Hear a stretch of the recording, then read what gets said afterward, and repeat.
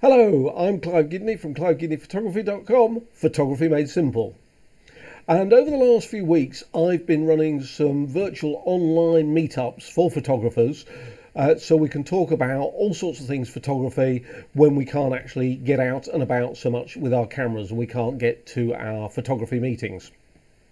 And the other night I was talking about how I capture studio quality portraits for clients in their own homes without a lot of expensive gear. And I just thought I would share that bit of that workshop for you in this quick blog post. Hope you find it useful. That are now people seeing my Lightroom there. Yeah. Seeing a little girl. Little girl in Lightroom, yeah, okay. And a little pixie in the bottom right corner. Little pixie in the yeah, I'm in a pink shirt. Yeah, that's me. that bit of the software's working as well then. So these first few images I've got here, as I say, they're typical sort of what I would call portrait headshots, close-ups of, in this case, a little girl. The next one is the little girl and a little boy and his mum. These were taken, let me, if I just bring this window open. So that was at 58. So these are all done with a zoom lens. I don't use a prime lens for shooting with clients, particularly with kids. You want that flexibility to be able to zoom in and out on them.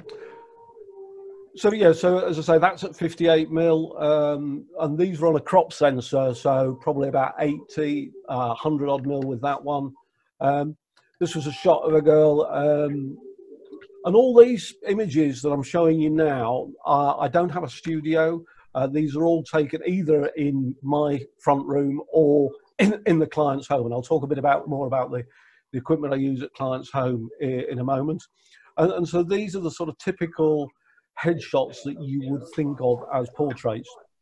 What I try to do more these days when I've got families, and here's one that's a family, and it's quite a posed shot, and it depends what your client wants. You know, sometimes that's what they're looking for. In this case, they did. What I try and do is get particularly if it's a family group, get them more involved in the action, and so I get people sort of rolling around, tickling each other like that. I get them posing and making shapes. Here's another shot where they've been tickling each other, and it helps them relax because, you know, these aren't professional models, but they want pictures of themselves that look good, and if you can get them laughing and having a bit of fun, then they'll be more relaxed and you get better images.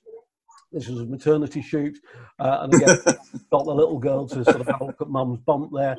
That's quite a fun sort of shot. It's not original, loads of people have done it, but it sells. You know, these are the sort of things that clients like.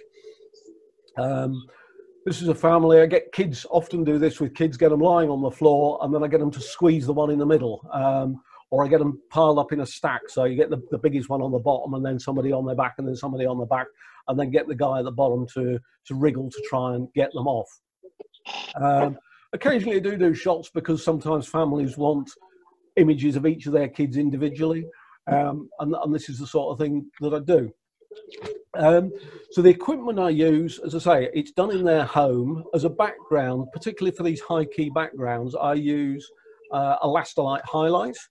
I've got two of them. I've got one that's 6 foot by 7 foot, which is the one I use more often. But they've also got one that's 8 foot by 7 foot. If you've got big groups to do, then the extra couple of feet does make quite a big difference. They do 4 sizes of them. So let me just, this little one on the left here is about, I think, 4 foot 6 by 3 foot 6, and it comes on a stand, and that's, you know, you can use that for sort of 3/4 shots and headshots. And then they do 5 foot by 7 foot, 6 foot by 7 foot, or 8 foot by 7 foot, and that's the 3 sort of sizes they do. In terms of price, these bigger ones, which you need for groups, new, the 5 by 7 and the 6 by 7 are about 350 and 400 pounds respectively, and the big ones about 600. That said, I bought all mine off eBay. You can buy the 5 by 7 or 6 by 7s for about 200, 250 off eBay, and the bigger ones go for about 350. To use them, as you can see, these give you that very high key white background, and you put your flash guns, your strobes, stick them in the side, and they illuminate them from the back to give you that pure white background there. I used to use a couple of lights in front of the clients to provide the front lighting. If I go back to this image and just zoom in here, you can see there's 2 catch lights in the eyes there. Can you see that? Yeah. And so what I used to do was have an umbrella to the left and an umbrella to the right, and stand in the middle of that while I was shooting. Since then, I've changed to using one of these umbrellas, and this is 7 foot across, this umbrella. But the Wallingcott one that I use, it's about 80 quid off Amazon. You can, for an extra 30 or 40 quid, you can get this sort of cover that goes over it to make like a massive softbox. And so you then got your client in front of the background, your light up to one side here, and that's basically your setup.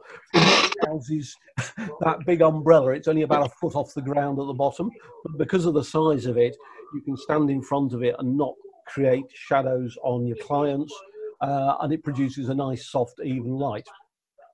You can actually use these Laster lights as the main light themselves, as this guy's doing here. He's put his client in front of a plain background, and he's using that itself as a huge softbox. So they are really quite flexible pieces of kit.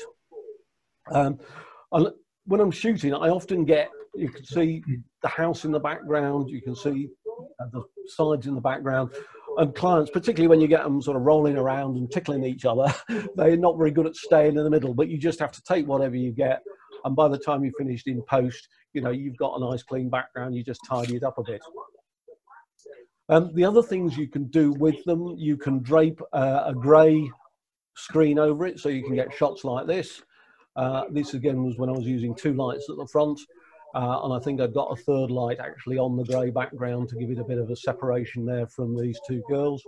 Or you can even get a black background and do stuff like this. This was just shot with 1 light up to the top left of the image there, with a grid on the light to control the lighting spread, so it's, you know, nice and tight on the thing. Here's another one with a black background as well. I think I've used 2 lights. You can see here there's one sort of from the rear right and one from the front left, providing the light there. So they're very simple lighting setups that I use when I'm working with clients, just to make life easy for myself. One of the other things that I do is I shoot clients in a box. Femma will recognise this setup because I did a shoot like this, well, probably 3, 4, maybe even 5 years ago with her granddaughter. Yeah.